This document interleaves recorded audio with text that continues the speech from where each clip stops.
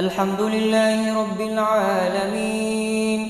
الرحمن الرحيم مالك يوم الدين إياك نعبد وإياك نستعين اهدنا الصراط المستقيم صراط الذين أنعمت عليهم غير المغضوب عليهم ولا الضالين.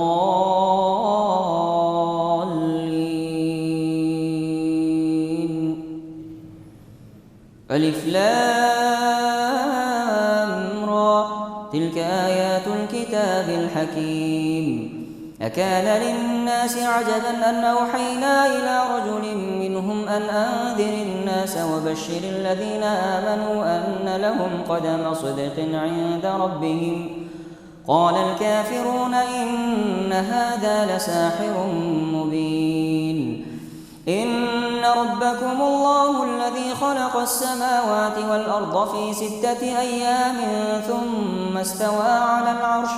يدبر الأمر ما من شفيع إلا من بعد إذنه ذلكم الله ربكم فاعبدوه أفلا تذكرون. إليه مرجعكم جميعا وعد الله حقا إنه يبدأ الخلق ثم يعيده ليجزي الذين آمنوا وعملوا الصالحات بالقسط والذين كفروا لهم شراب من حميم وعذاب أليم بما كانوا يفترون. هو الذي جعل الشمس ضياء والقمر نورا وقدره منازل لتعلموا عدد السنين والحساب ما خلق الله ذلك إلا بالحق يفصل الآيات لقوم يعلمون. إن في اختلاف الليل والنهار وما خلق الله في السماوات والأرض لآيات لقوم يتقون. إن الذين لا يرجون لقاءنا ورضوا بالحياة الدنيا واطمأنوا بها والذين هم عن آياتنا غافلون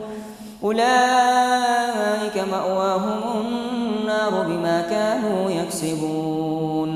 إن الذين آمنوا وعملوا الصالحات يهديهم ربهم بإيمانهم تجري من تحتهم الأنهار في جنات النعيم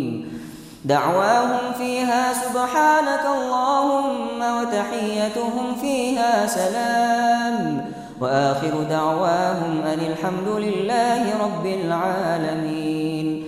ولو يعجل الله للناس الشر استعجالهم بالخير لقضي إليهم أجلهم فنذر الذين لا يرجون لقاءنا في طغيانهم يعمهون. وإذا مس الإنسان الضر دعانا لجنبه أو قاعدا أو قائما فلما كشفنا عنه ضره مر كأن لم يدعنا إلى ضر مسه كذلك زين للمسرفين ما كانوا يعملون. ولقد أهلكنا القرون من قبلكم لما ظلموا وجاءتهم رسلهم بالبينات وما كانوا ليؤمنوا كذلك نجزي القوم المجرمين. ثم جعلناكم خلائف في الأرض من بعدهم لننظر كيف تعملون. وإذا تتلى عليهم آياتنا بينات قال الذين لا يرجون لقاء نأت بقرآن غير هذا أو بدله قل ما يكون لي أن أبدله من تلقاء نفسي إن أتبع إلا ما يوحى إلي إني أخاف إن عصيت ربي عذاب يوم عظيم. قل لو شاء الله ما تلوته عليكم ولا أدراكم به فقد لبثت فيكم عمرا من قبله أفلا تعقلون. فمن أظلم ممن افترى على الله كذبا أو كذب بآياته إنه لا يفلح المجرمون. ويعبدون من دون الله ما لا يضرهم ولا ينفعهم ويقولون هؤلاء شفعاؤنا عند الله قل أتنبئون الله بما لا يعلم في السماوات ولا في الأرض سبحانه وتعالى عما يشركون وما كان الناس إلا أمة واحدة فاختلفوا ولولا كلمة سبقت من ربك لقضي بينهم فيما فيه يختلفون ويقولون لولا أنزل عليه آية من ربه فقل إنما الغيب لله فانتظروا إني معكم من المنتظرين وإذا أذقنا الناس رحمة من بعد ضراء مستهم إذا لهم مكر في آياتنا قل الله أسرع مكرا إن رسلنا يكتبون ما تمكرون هو الذي يسيركم في البر والبحر حتى إذا كنتم في الفلك وجرين بهم بريح طيبة وفرحوا بها جاءتها ريح عاصف وجاءهم الموج من كل مكان وظنوا أنهم أحيط بهم دعوا الله مخلصين له الدين لئن أنجيتنا من هذه لنكونن من الشاكرين فلما أنجاهم إذا هم يبغون في الأرض بغير الحق يا أيها الناس إنما بغيكم على أنفسكم متاع الحياة الدنيا ثم إلينا مرجعكم فننبئكم بما كنتم تعملون إنما مثل الحياة الدنيا كماء أنزلناه من السماء فاختلط به نبات الأرض مما يأكل الناس والأنعام حتى إذا أخذت الأرض زخرفها وزينت وظن أهلها أنهم قادرون عليها أتاها أمرنا ليلا أو نهارا فجعلناها حصيدا كأن لم تغن بالأمس كذلك نفصل الآيات لقوم يتفكرون والله يدعو إلى دار السلام ويهدي من يشاء إلى صراط مستقيم للذين أحسنوا الحسنى وزيادة ولا يرهق وجوههم قتر ولا ذلة أولئك أصحاب الجنة هم فيها خالدون والذين كسبوا السيئات جزاء سيئة مثلها وترهقهم ذلة ما لهم من الله من عاصم كأنما أغشيت وجوههم قطعا من الليل مظلما أولئك أصحاب النار هم فيها خالدون ويوم نحشرهم جميعا ثم نقول للذين أشركوا مكانكم أنتم وشركاؤكم فزيلنا بينهم وقال شركاؤهم ما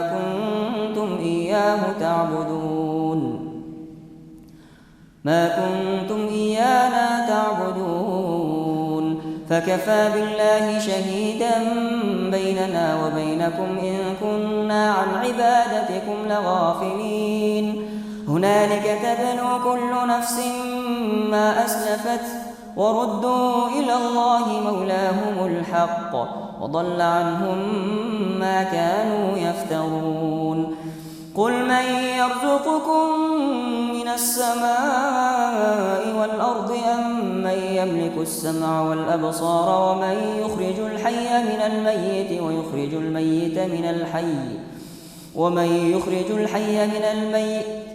قل من يرزقكم من السماء والأرض أم من يملك السمع والأبصار ومن يخرج الحي من الميت ويخرج الميت من الحي ومن يدبر الأمر فسيقولون الله فقل أفلا تتقون فذلكم الله ربكم الحق فماذا بعد الحق إلا الضلال فأنى تصرفون كذلك حقت كلمة ربك على الذين فسقوا أنهم لا يؤمنون إليه مرجعكم جميعا وعد الله حقا إنه يبدأ الخلق ثم يعيده ليجزي الذين آمنوا وعملوا الصالحات بالقسط والذين كفروا لهم شراب من حميم وعذاب أليم بما كانوا يكفرون قل هل من شركائكم من يبدأ الخلق ثم يعيده قل الله يبدأ الخلق ثم يعيده فأنى تؤفكون قل هل من شركائكم من يهدي إلى الحق قل الله يهدي للحق أفمن يهدي إلى الحق أحق أن يتبع أم من لا يهدي إلا أن يهدى فما لكم كيف تحكمون وما يتبع أكثرهم إلا ظنا إن الظن لا يغني من الحق شيئا إن الله عليم بما يفعلون وما كان هذا القرآن أن يفترى من دون الله ولكن تصديق الذي بين يديه وتفصيل الكتاب لا ريب فيه من رب العالمين أم يقولون افتراه قل فأتوا بسورة مثله وادعوا من استطعتم من دون الله إن كنتم صادقين بل كذبوا بما لم يحيطوا بعلمه ولما يأتهم تأويله كذلك كذب الذين من قبلهم فانظر كيف كان عاقبة الظالمين ومنهم من يؤمن به ومنهم من لا يؤمن به وربك أعلم بالمفسدين وإن كذبوك فقل لي عملي ولكم عملكم أنتم بريئون مما أعمل وأنا بريء مما تعملون ومنهم من يستمعون إليك أفأنت تسمع الصم ولو كانوا لا يعقلون غير المغضوب عليهم ولا الضالين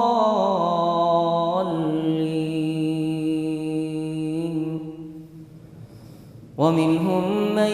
ينظر إليك أفأنت تهدي العمي ولو كانوا لا يبصرون إن الله لا يظلم الناس شيئا ولكن الناس أنفسهم يظلمون ويوم يحشرهم كأن لم يلبثوا إلا ساعة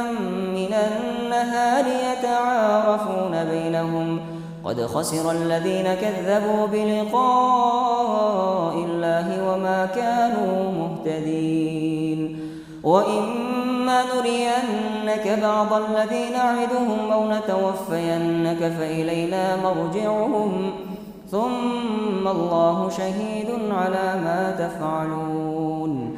ولكل أمة رسول فإذا جاء رسولهم قضي بينهم بالقسط وهم لا يظلمون ويقولون متى هذا الوعد إن كنتم صادقين قل لا أملك لنفسي ضرا ولا نفعا إلا ما شاء الله لكل أمة أجل إذا جاء أجلهم فلا يستأخرون ساعة ولا يستقدمون قل أرأيتم إن أتاكم عذابه بياتا أو نهارا ماذا يستعجل منه المجرمون أثم إذا ما وقع آمنتم به الآن وقد كنتم به تستعجلون ثم قيل للذين ظلموا ذوقوا عذاب النار التي كنتم بها تكذبون أثم إذا ما وقع آمنتم به الآن وقد كنتم به تستعجلون ثم قيل للذين ظلموا ذوقوا عذاب الخلد هل تجزون إلا بما كنتم تكسبون ويستنبئونك أحق هو قل إي وربي إنه لحق وما أنتم بمعجزين ولو أن لكل نفس ظلمت ما في الأرض لافتدت به وأسروا الندامة لما رأوا العذاب وقضي بينهم بالقسط وهم لا يظلمون ولو أن لكل نفس ظلمت ما في الأرض لافتدت به وأسروا الندامة لما رأوا العذاب وقضي بينهم بالقسط وهم لا يظلمون ألا إن لله ما في السماوات والأرض ألا إن وعد الله حق ولكن أكثرهم لا يعلمون هو يحيي ويميت وإليه ترجعون يا أيها الناس قد جاءتكم موعظة من ربكم وشفاء لما في الصدور وهدى ورحمة للمؤمنين قل بفضل الله وبرحمته فبذلك فليفرحوا هو خير مما يجمعون قل أرأيتم ما أنزل الله لكم من رزق فجعلتم منه حراما وحلالا قل الله أذن لكم أم على الله تفترون وما ظن الذين يفترون على الله الكذب يوم القيامة إن الله لذو فضل على الناس ولكن أكثرهم لا يشكرون وما تكون في شأن وما تتلو منه من قرآن ولا تعملون من عمل إلا كنا عليكم شهودا إذ تفيضون فيه وما يعزب عن ربك من مثقال ذرة في الأرض ولا في السماء ولا أصغر من ذلك ولا أكبر إلا في كتاب مبين ألا إن أولياء الله لا خوف عليهم ولا هم يحزنون الذين آمنوا وكانوا يتقون لهم البشرى في الحياة الدنيا وفي الآخرة لا تبديل لكلمات الله ذلك هو الفوز العظيم ولا يحزنك قولهم إن العزة لله جميعا هو السميع العليم ألا إن لله من في السماوات ومن في الأرض وما يتبع الذين يدعون من دون الله شركاء إن يتبعون إلا الظن وإن هم إلا يخرصون هو الذي جعل لكم الليل لتسكنوا فيه والنهار مبصرا إن في ذلك لآيات لقوم يسمعون قالوا اتخذ الله ولدا سبحانه هو الغني له ما في السماوات وما في الأرض إن عندكم من سلطان بهذا أتقولون على الله ما لا تعلمون قل إن الذين يفترون على الله الكذب لا يفلحون متاع في الدنيا ثم إلينا مرجعهم ثم نذيقهم العذاب الشديد بما كانوا يكفرون واتل عليهم نبأ نوح إذ قال لقومه يا قوم إن كان كبر عليكم مقامي وتذكيري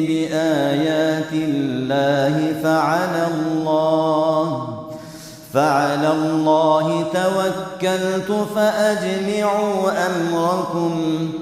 فأجمعوا أمركم وشركاءكم ثم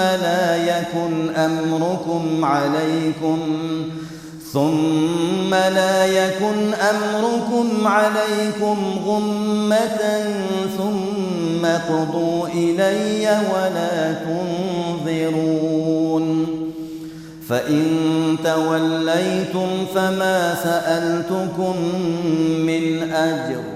إن أجري إلا على الله وأمرت أن أكون من المسلمين فكذبوه فنجيناه ومن معه في الفلك وجعلناهم خلائف وأغرقنا الذين كذبوا بآياتنا فانظر كيف كان عاقبة المنذرين ثم بعثنا من بعده رسلا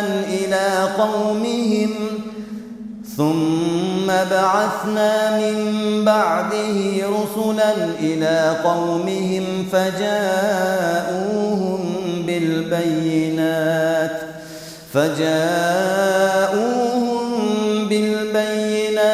فما كانوا ليؤمنوا بما كذبوا به من قبل كذلك نطبع على قلوب المعتدين ثم بعثنا من بعدهم موسى وهارون إلى فرعون وملئه بآياتنا فاستكبروا وكانوا قوما مجرمين فلما جاءهم الحق من عندنا قالوا إن هذا لسحر مبين قال موسى أتقولون للحق لما جاءكم أسحر هذا ولا يفلح الساحرون قالوا أجئتنا لتلفتنا عما وجدنا عليه آباءنا وتكون لكما الكبرياء في الأرض وما نحن لكما بمؤمنين وقال فرعون ائتوني بكل ساحر عليم فلما جاء السحرة قال لهم موسى ألقوا ما أنتم ملقون فلما ألقوا قال موسى ما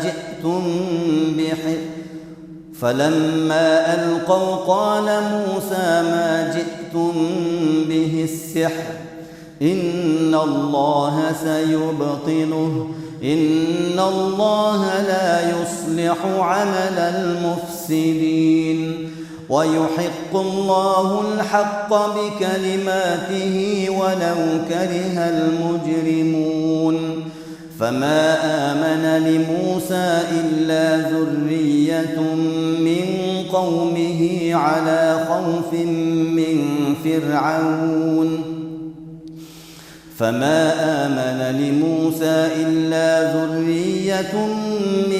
قومه على خوف من فرعون وملئهم أن يفتنهم وإن فرعون لعال في الأرض وإنه لمن المسرفين وقال موسى يا قوم إن كنتم آمنتم بالله فعليه توكلوا إن كنتم مسلمين فقالوا على الله توكلنا ربنا لا تجعلنا فتنة للقوم الظالمين ونجنا برحمتك من القوم الكافرين. وأوحينا إلى موسى وأخيه أن تبوأ لقومكما بمصر بيوتا واجعلوا بيوتكم قبلة وأقيموا الصلاة وبشر المؤمنين. وقال موسى ربنا إنك آتيت فرعون وملأه زينة وأموالا في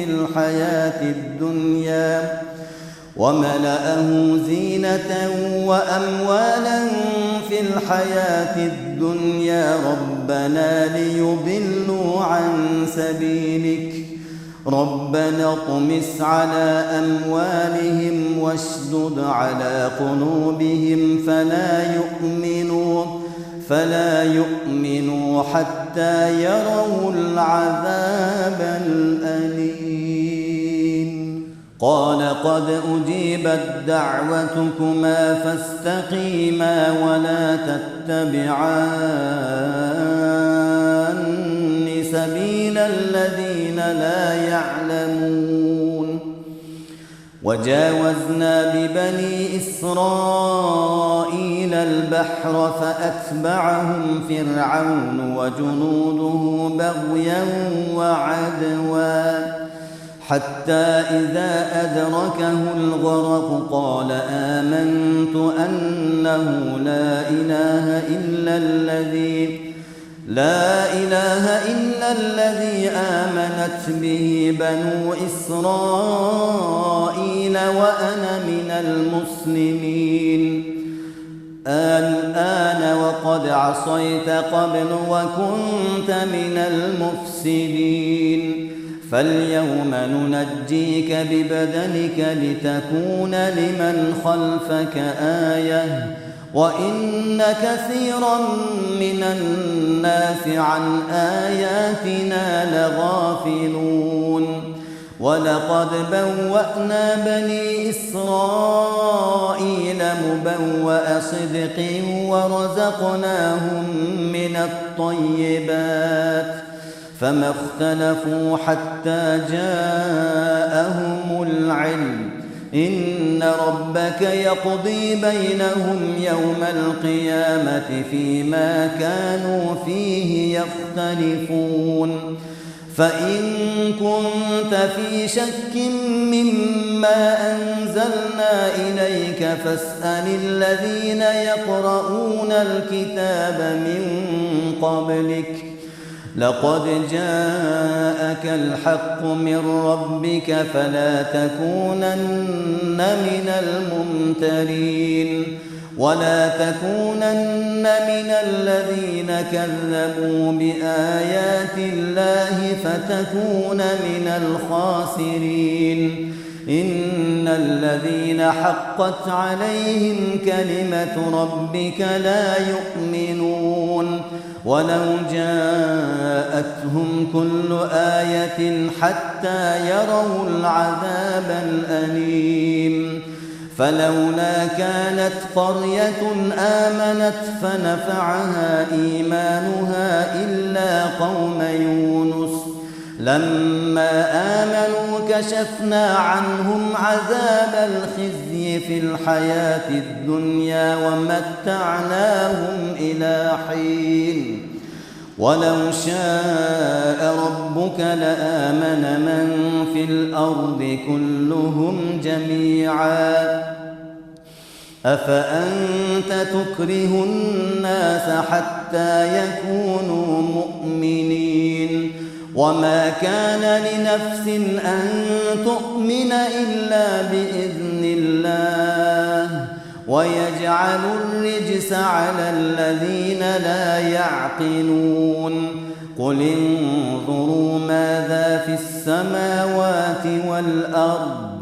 وما تغني الآيات والنذر عن قوم لا يؤمنون فهل ينتظرون إلا مثل أيام الذين خلوا من قبلهم قل فانتظروا إني معكم من المنتظرين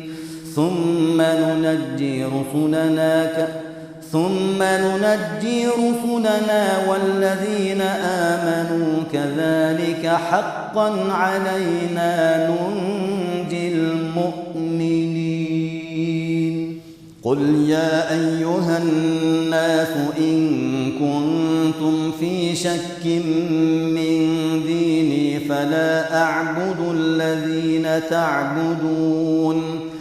فلا أعبد الذين تعبدون من دون الله ولكن أعبد الله الذي يتوفاكم وأمرت أن أكون من المؤمنين وأن أقم وجهك للدين حنيفا ولا تكونن من المشركين ولا تدع من دون الله ما لا ينفعك ولا يضرك فإن فعلت فإنك إذا من الظالمين وإن يمسسك الله بضر فلا كاشف له إلا هو وإن يردك بخير فلا راد لفضله يصيب به من يشاء من عباده وهو الغفور الرحيم قل يا أيها الناس قد جاءكم الحق من ربكم فمن اهتدى فإنما يهتدي لنفسه ومن ضل فإنما يضل عليها وما أنا عليكم بوكيل واتبع ما يوحى إليك واصبر حتى يحكم الله وهو خير الحاكمين. ألف لام را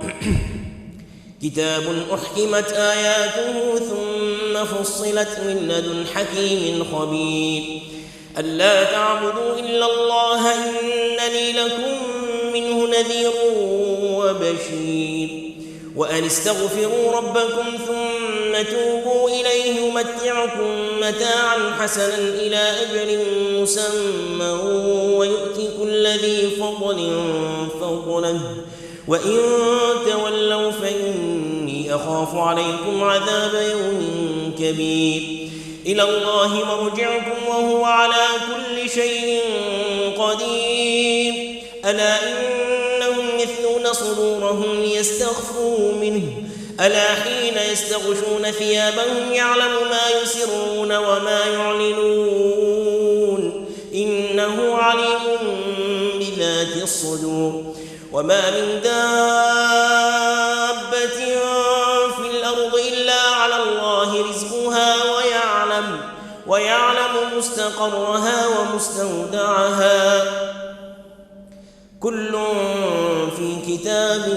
مبين وهو الذي خلق السماوات والأرض في 6 أيام وكان عرشه على الماء ليبلوكم أيكم أحسن عملا ولئن قلت إنكم مبعوثون من بعد الموت ليقولن الذين كفروا إن هذا إلا سحر مبين ولئن أخرنا عنهم العذاب إلى أمة معدودة ليقولن ما يحبسه ألا يوم يأتيهم ليس مصروفا عنهم وحاق بهم ما كانوا به يستهزئون ولئن أذقنا الإنسان منا رحمة ثم نزعناها منه إنه ليئوس ولئن أذقناه نعماء بعد ضراء مسته ليقولن ذهب السيئات عني إنه لفرح فخور إلا الذين صبروا وعملوا الصالحات أولئك لهم مغفرة وأجر كبير فلعلك تارك بعض ما يوحى إليك وضائق به صدرك أن يقولوا لولا أنزل عليه كنز أو جاء معه ملك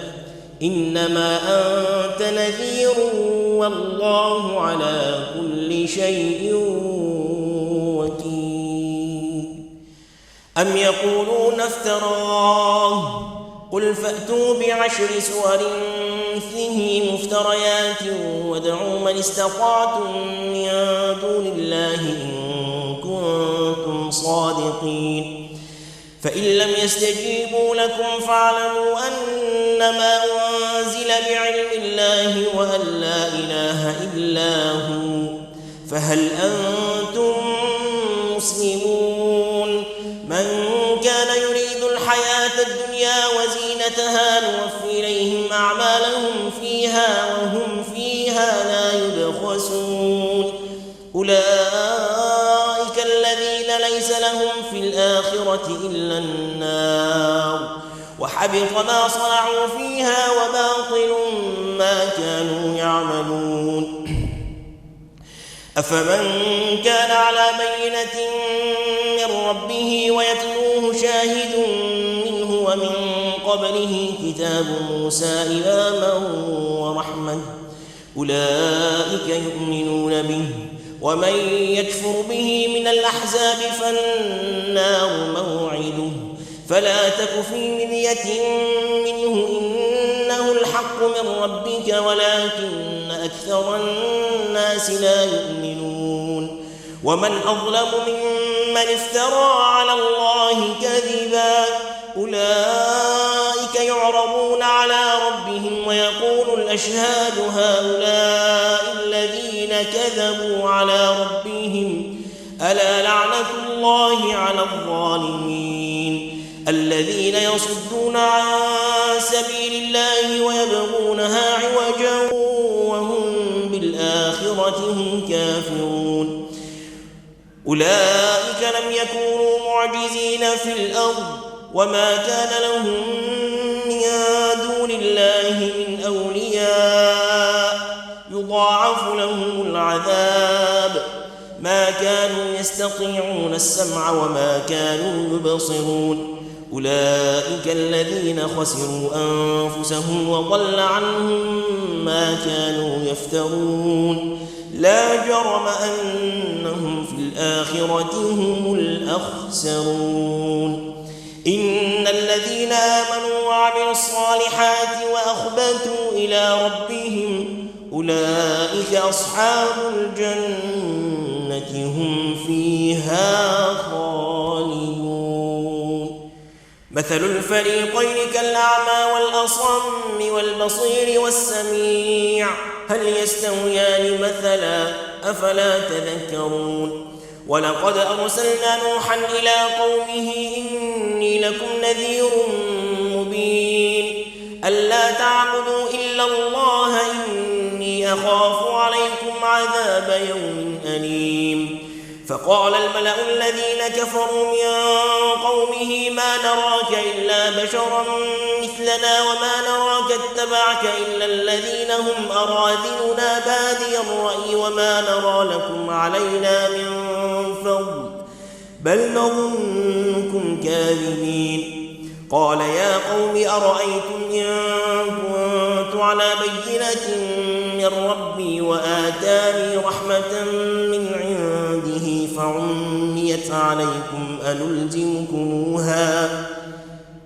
فعميت عليكم أنلزمكموها وأنتم لها كارهون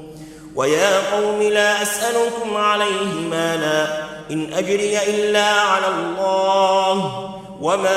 مثل الفريقين كالأعمى والأصم والبصير والسميع هل يستويان مثلا أفلا تذكرون ولقد أرسلنا نوحا إلى قومه إني لكم نذير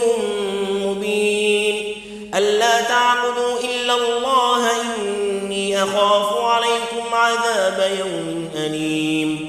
فقال الملأ الذين كفروا من قومه ما نراك إلا بشرا مثلنا وما نراك اتبعك إلا الذين هم أراذلنا بادي الرأي وما نرى لكم علينا من فضل بل نظنكم كاذبين قال يا قوم أرأيتم إن كنت على بينة من ربي وآتاني رحمة من عنده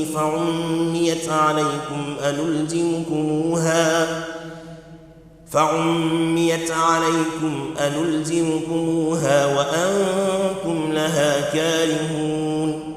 ويا قوم لا أسألكم عليه مالا إن أجري إلا على الله وما أنا بطارد الذين آمنوا إنهم ملاقو ربهم ولكني أراكم قوما تجهلون ويا قوم من ينصرني من الله إن طردتهم أفلا تذكرون ولا أقول لكم عندي خزائن الله ولا أعلم الغيب ولا أقول إني ملك ولا أقول للذين تزدري أعينكم لن يؤتيهم الله خيرا الله أعلم بما في أنفسهم إني إذا لمن الظالمين قالوا يا نوح قد جادلتنا فأكثرت جدالنا فأتنا بما تعدنا إن كنت من الصادقين قال إنما يأتيكم به الله إن شاء وما أنتم بمعجزين ولا ينفعكم نصحي إن أردت أن أنصح لكم إن كان الله يريد أن يغويكم هو ربكم وإليه ترجعون أم يقولون افتراه قل إن افتريته فعلي إجرامي وأنا بريء مما تجرمون وأوحي إلى نوح أنه لن يؤمن من قومك إلا من قد آمن فلا تبتئس بما كانوا يفعلون واصنع الفلك بأعيننا ووحينا ولا تخاطبني في الذين ظلموا إنهم مغرقون قال سآوي إلى جبل يعصمني من الماء قال لا عاصم اليوم من أمر الله إلا من رحم وحال بينهما الموج فكان من المغرقين وقيل يا أرض ابلعي ماءك ويا سماء أقلعي وغيض الماء وقضي الأمر واستوت على الجود وقيل بعدا للقوم الظالمين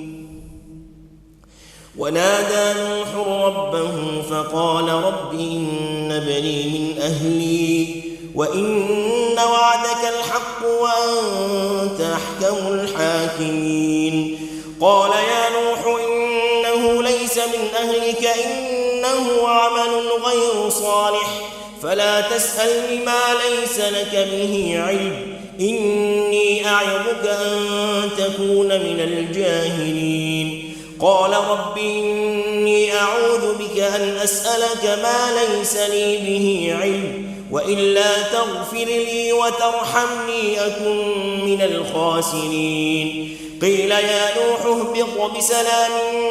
منا وبركات عليك وعلى ممن معك وأمم سنمتعهم ثم يمسهم منا عذاب أليم تلك من أنباء الغيب نوحيها إليك ما كنت تعلمها أنت ولا قومك من قبل هذا فاصبر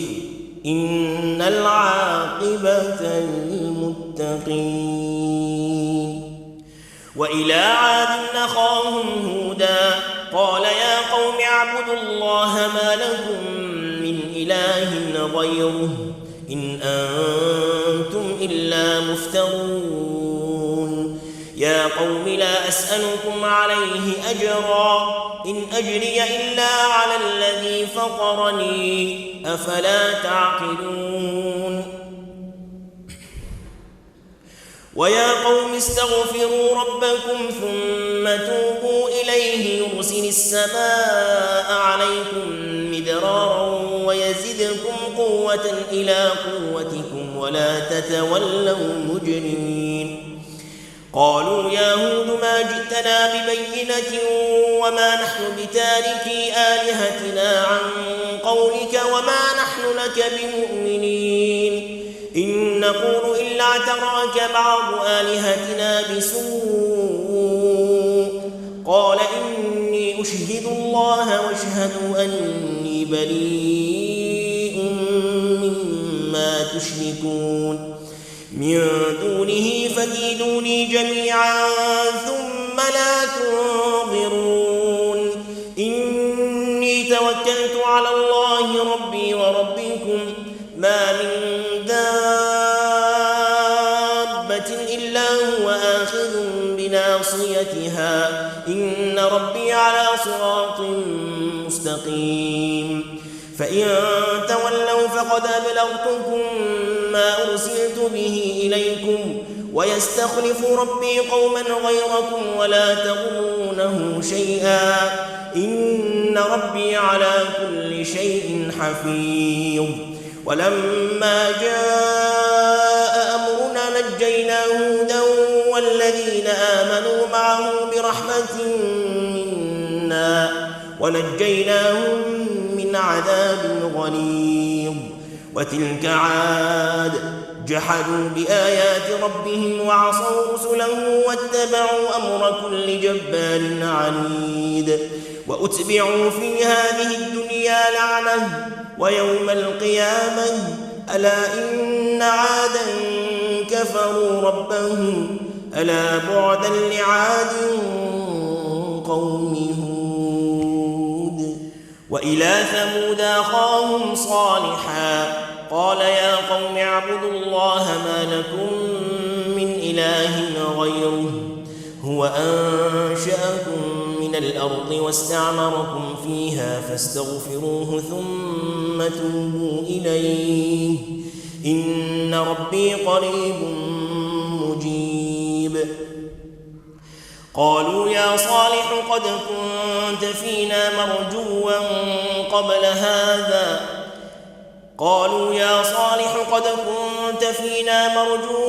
قبل هذا أتنهانا أن نعبد ما يعبد آباؤنا وإننا لفي شك مما تدعونا إليه مريب. قال يا قوم أرأيتم إن كنت على بينة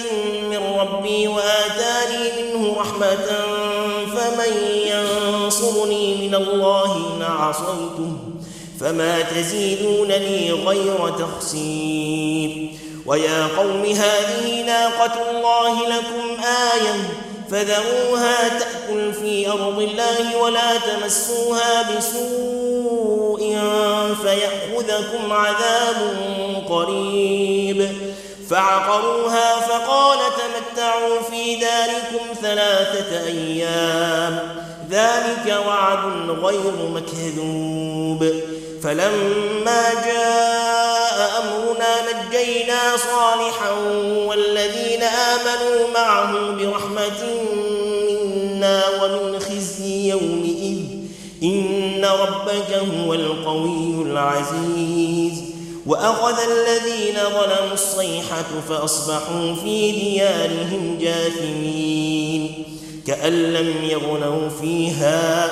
ألا إن ثمود كفروا ربهم ألا بعدا لثمود.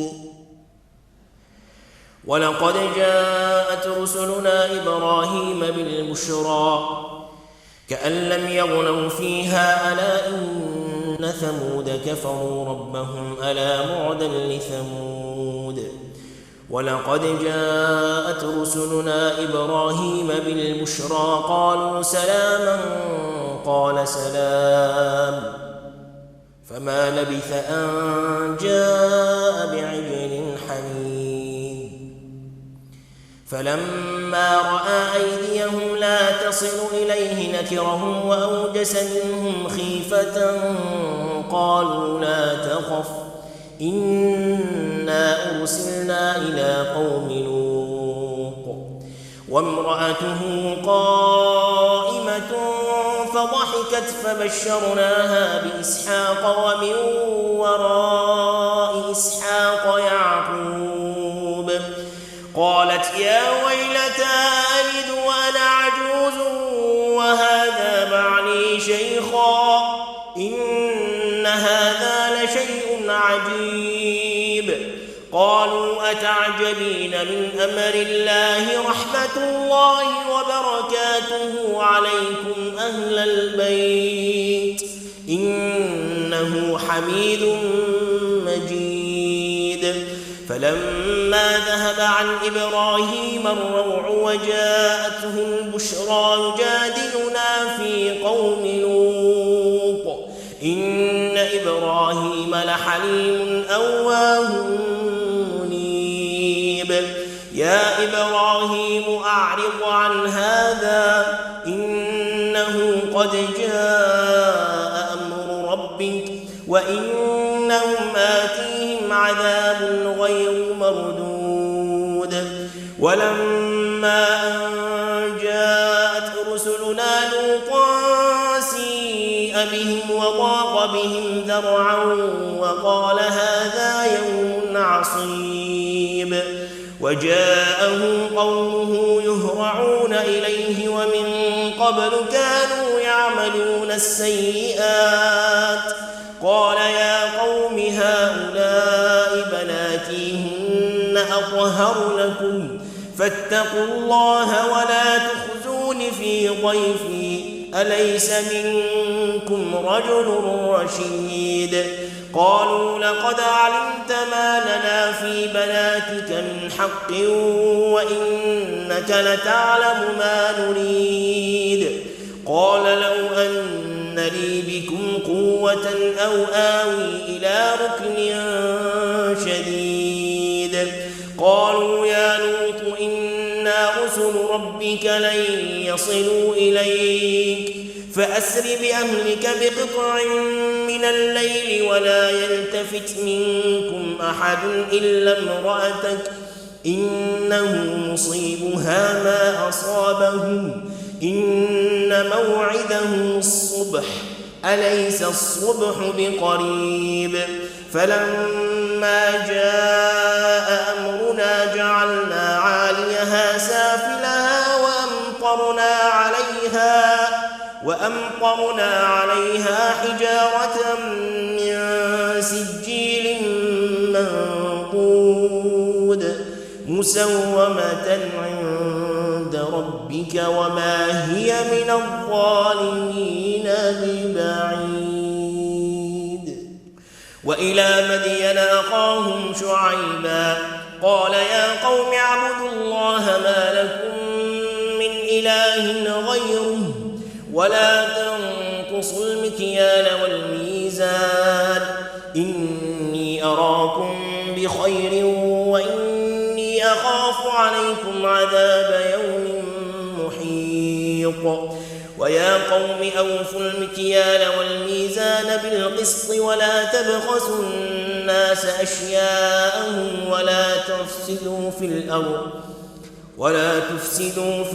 ولا تعثوا في الأرض مفسدين بقية الله خير لكم إن كنتم